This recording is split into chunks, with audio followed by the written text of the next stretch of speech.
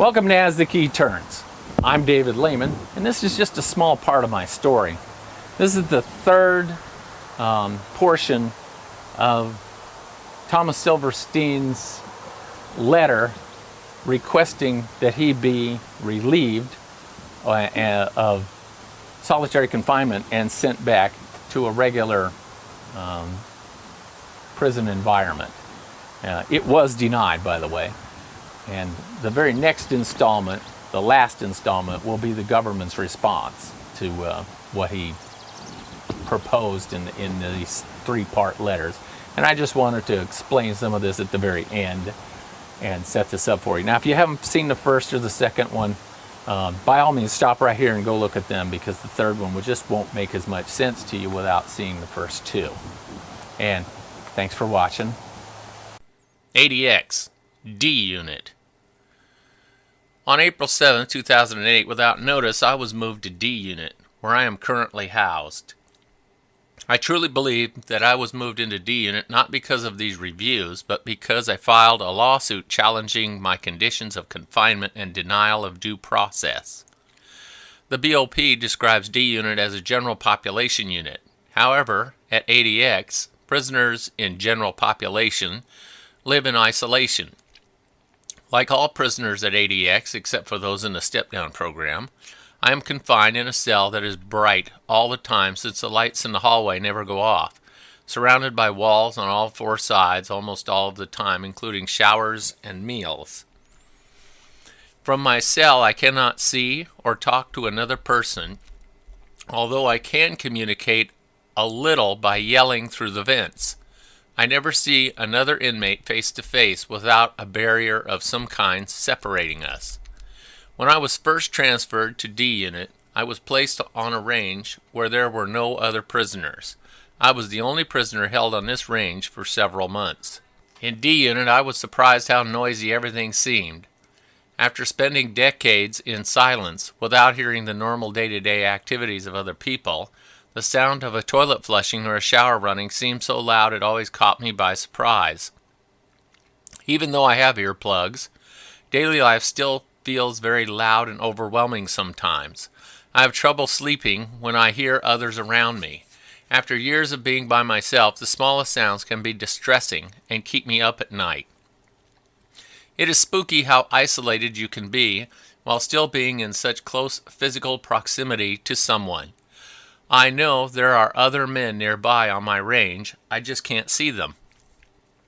Although I prefer having people in physical proximity to me rather than being geographically isolated, as I have been in the past, it can be disturbing to be subjected to the yelling and screaming of the prisoners who are mentally ill. It is hard to concentrate or sleep when mentally ill inmates are placed on the same range, and sometimes it is hard to even hear myself think because these people yell and scream or act out both sides of a conversation in their cells.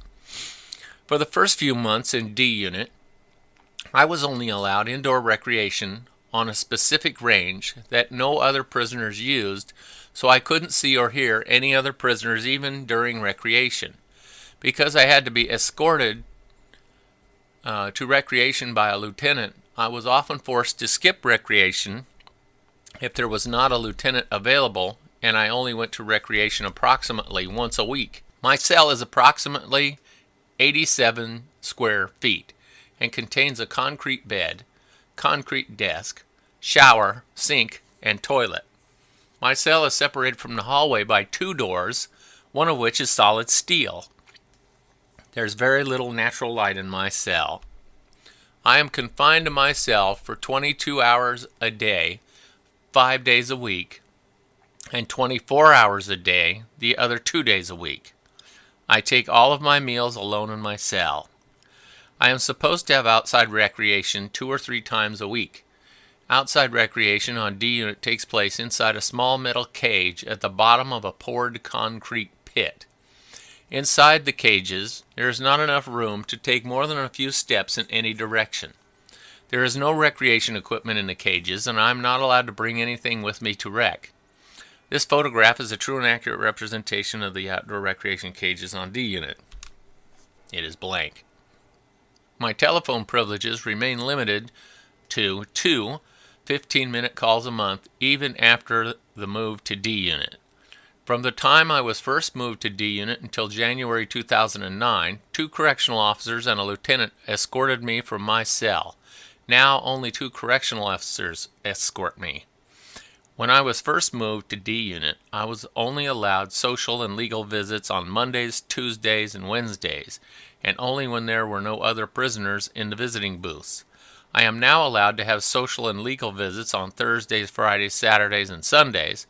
However, it is difficult for my family to travel to Colorado, and therefore I have only 2 social visits in 5.5 years since being transferred to ADX. My interactions with staff are minimal and are devoid of any personal connections. Recently, I started keeping a journal detailing who I see and talk to during the day. For the month of December, I recorded each and every contact I had with staff members at the ADX. I logged who I spoke to and what the conversation was about. I used a watch to note the number of seconds each interaction lasted and recorded this information promptly into the log. Even during my 6-month program reviews, I do not spend much time interacting with staff. I never know when the program reviews are going to happen, and the forms for my team reviews are already filled in and dated by the time I see them. It feels like I don't even get a chance to try and prove that I'm a different person. My past just fills in the future. My involvement in my reviews is usually just my presence and the time it takes me to sign the forms. However, it is not uncommon for prison staff to slide my program review form under my door when I am at recreation and expect me to sign them without speaking to me at all. Sometimes I ask questions, but no one ever has the answer and nothing is really ever explained to me.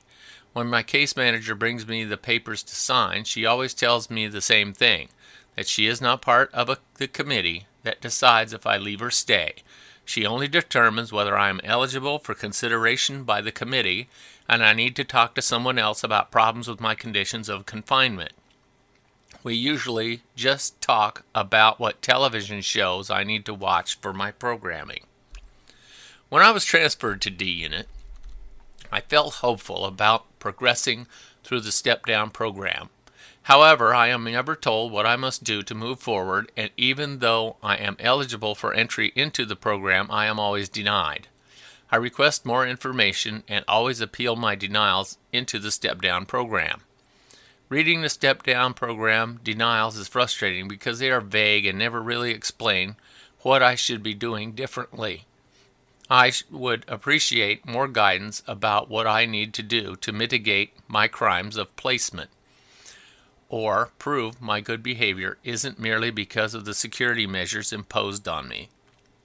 Sometimes I am told the BOP needs more time to assess my behavior, but after 22 years of clean time, how much more time do they need? I'm not allowed to be present when the step-down committee reviews me, and I'm not allowed to submit any evidence or testimony about why I should be allowed to enter the step-down program or rebut any incorrect evidence the committee may be relying upon.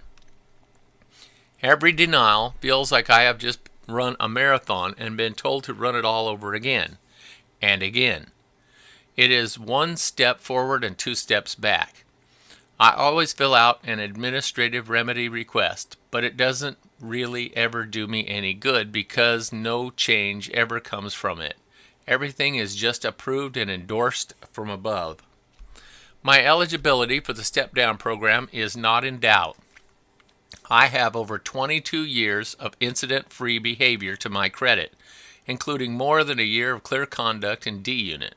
Additionally, I continue to meet and exceed the programming recommendations made by my unit team, demonstrate positive institutional adjustment, and maintain appropriate interactions with staff. I also hope to receive an orderly position. I feel that becoming an orderly would give me a sense of purpose and responsibility, as well as allow me to prove to the BOP that I am no longer a violent person and provide the opportunity to earn a small income. Reflections on 28 years of solitary confinement. Except for a single week, During the Atlanta prison riot, I have lived continuously in solitary confinement for the past 28 years. Other than infrequent haircuts, strip searches, and medical examinations, the only physical human contact I have experienced in the past 28 years is when BOP officers handcuff me and escort me. For 28 years, I have been isolated from other inmates. On rare occasions, I have been able to communicate with my peers by yelling through prison walls, but I have had no meaningful contact. For 35 years, my visitor list has been restricted to family members and people I knew before I was incarcerated.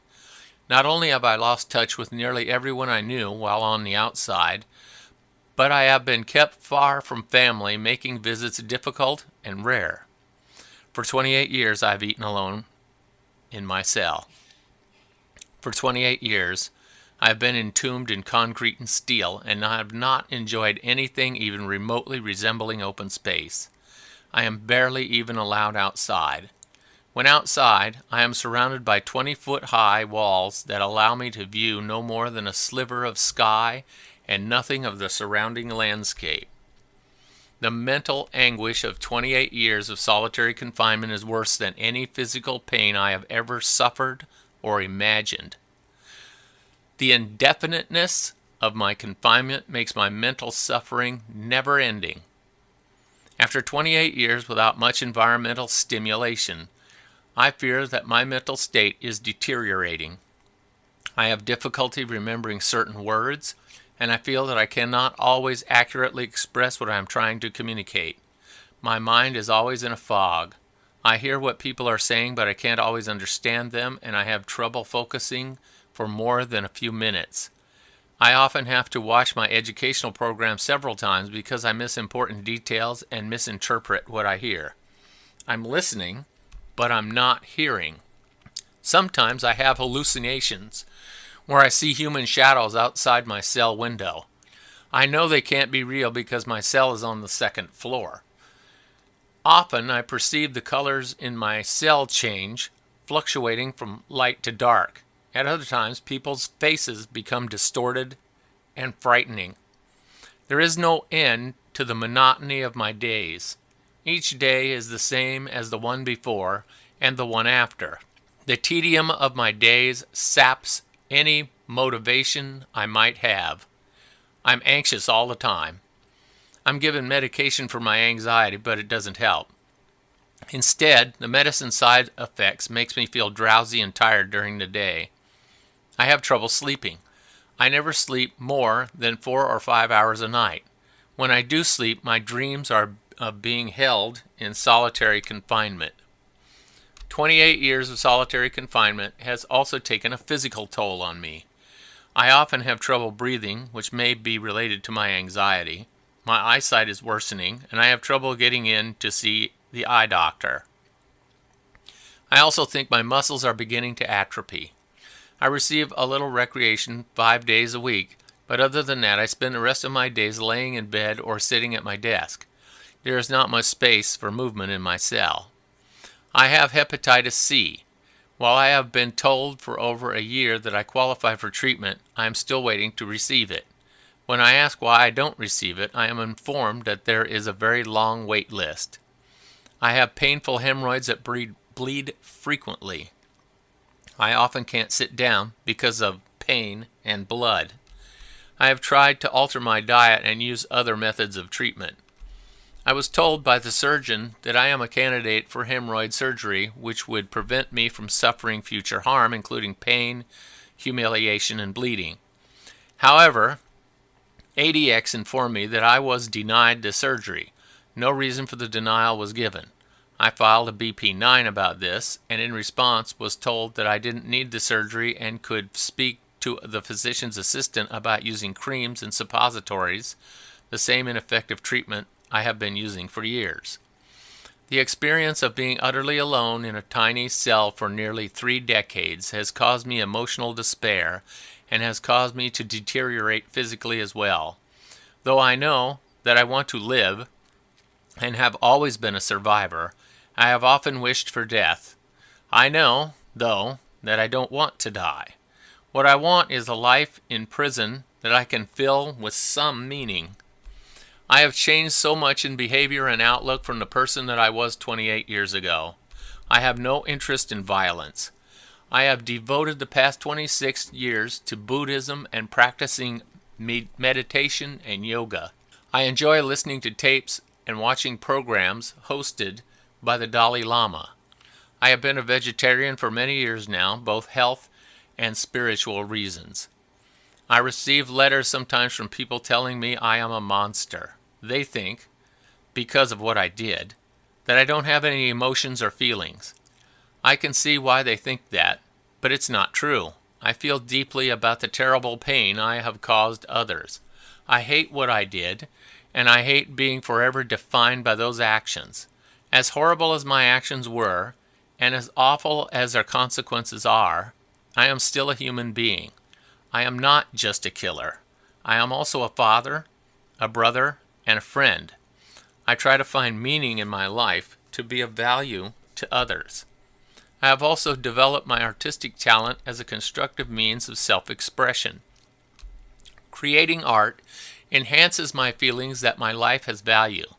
My efforts also give me an appreciation for the work of others.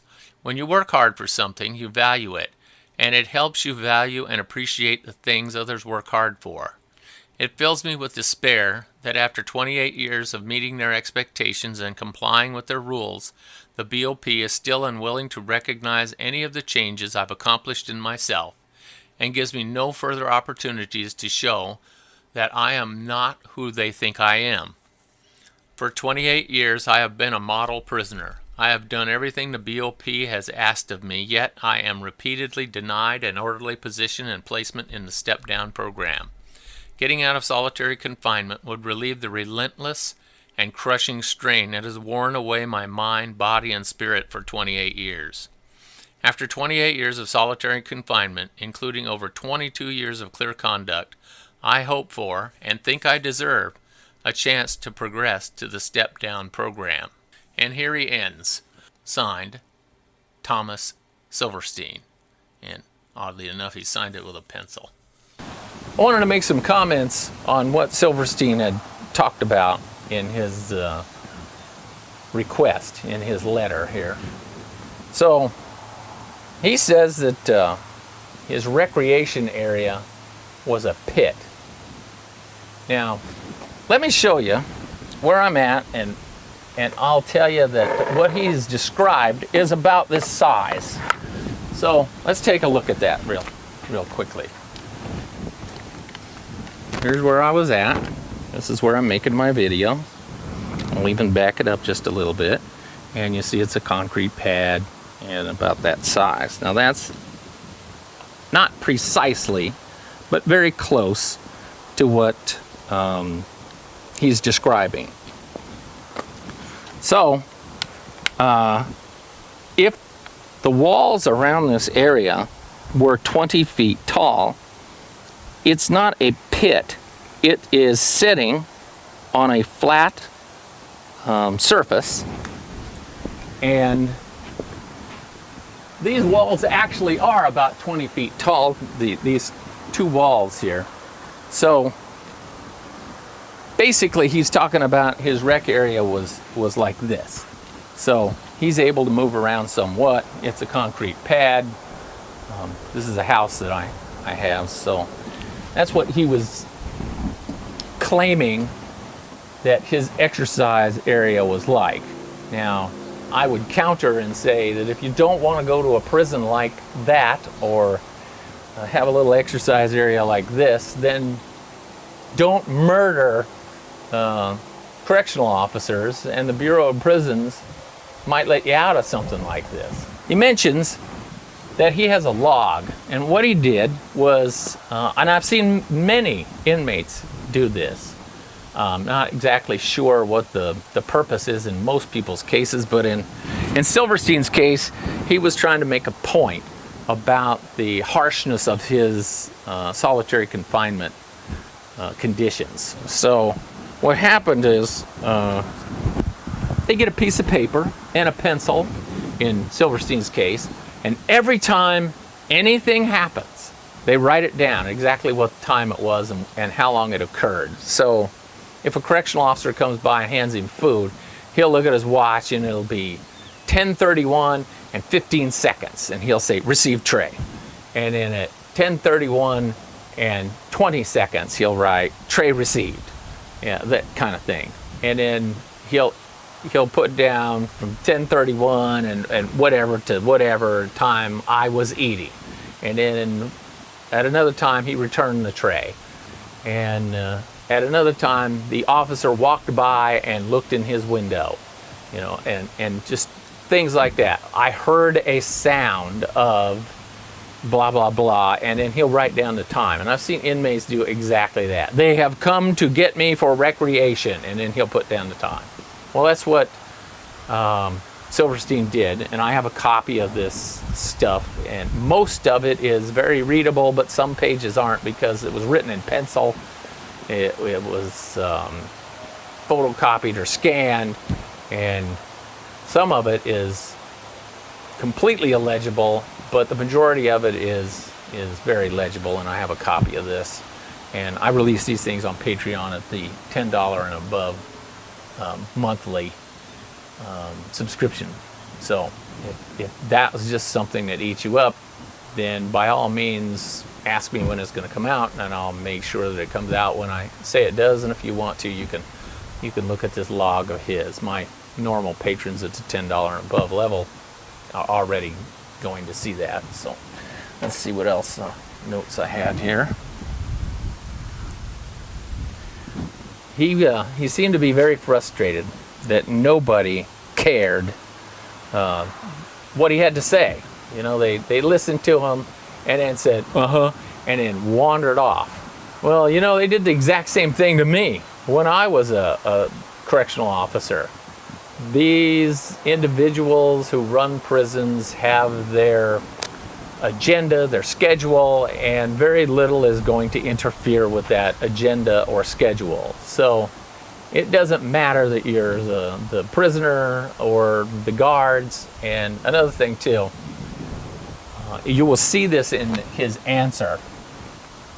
The federal court calls correctional officers guards. So the federal judges, all the lawyers, and the people in court refer to us not as correctional officers, but as guards. So if this is something that really just sticks in your craw, and you just feel it's disrespectful that someone is referring to people that do my job as a guard, you're going to have to get over it, because it's what the general public says, it's what the courts normally refer to us as, and I've just embraced it. Okay, I was a prison guard. Big deal. You know, even the inmates call us guards, or COs in many cases, because if they're being a suck ass, they don't want to offend anybody. You know, it was that way when I was a kid, that you never called a police officer a cop, because that was somehow disrespectful. Nowadays, they call themselves cops. I called myself a cop when I was a cop. So, you know, it's misguided thinking that he thought that they were ever going to take what he said serious and release him from solitary confinement. His actions over the decades, whenever he had an opportunity, he was advocating or participating in violence.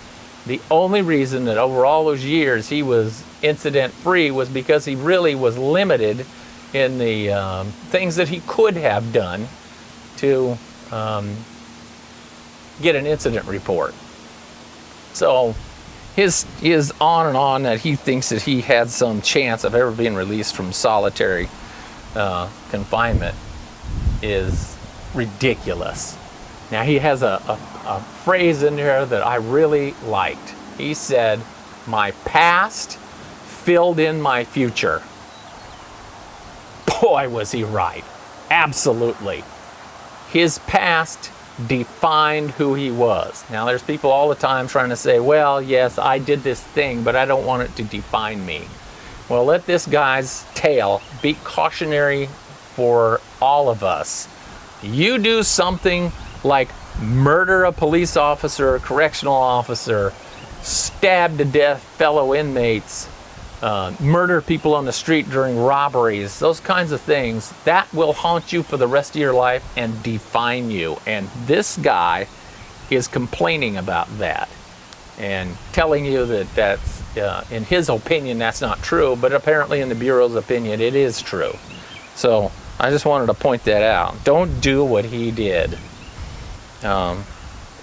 He says the tedium of his days zapped his motivation to do anything. Good. That's all I could say. Terrific. I would prefer that he lay on his bed 24 hours a day like a slug and never do anything but eat and poop. That would have been wonderful, because I don't want him to do anything. I don't care about his art. It's irrelevant. What I care about is he don't murder anybody else, that he doesn't cause mayhem anymore. That was the purpose of separating him from everyone else. So when he's complaining about, well, I was unmotivated to do anything and I want my life to have meaning, his life had no meaning once he killed Officer Klutz. And I say it that way to emphasize that his life was over and that he was placed in solitary confinement to prevent him from interacting with other people in ways that would harm himself and them. He should have been hanged and put out of all of our miseries. That would have been the best thing. And inmates, convicts who continue to murder staff, they just get these life sentences, and they're not even given as harsh a treatment as Silverstein was. They are segregated, sometimes for decades at a time, but they certainly are not put to death, because these juries, for some reason, don't feel that that's necessary, that we just need to allow them to continuously murder staff and inmates. So, he complains again about his dreams, that he dreams that he is in solitary confinement. I've discussed this before, no reason to really go over it, but the COs get it too. Us correctional officers, guards, whatever you want to call us, we get the same kind of dreams. So what? It's a normal human reaction to the environment that we were in. So, okay. I don't feel sorry for me or my coworkers because we have a few dreams and we have some PTSD. We just have to deal with it. That's all. That's pretty much all I had to say. I will allow in the very next segment the government's response to his entire lawsuit, and they go over this. They go over a lot of the arguments that I'm skipping over in much more detail, and what their interpretation is and why he is to remain in solitary confinement. I went to the point where I went to the appeal, where he appealed what he said were mistakes in the district court with the appellate court, and they gave a very, as best they could, concise explanation as to why his continued existence in solitary confinement was necessary, and they dismiss his complaints thoroughly and one at a time. So I'll let you watch the next segment where the government gives a response to everything that you've just seen, and the thousands and thousands of other documents. I only collected 700 or 800 documents.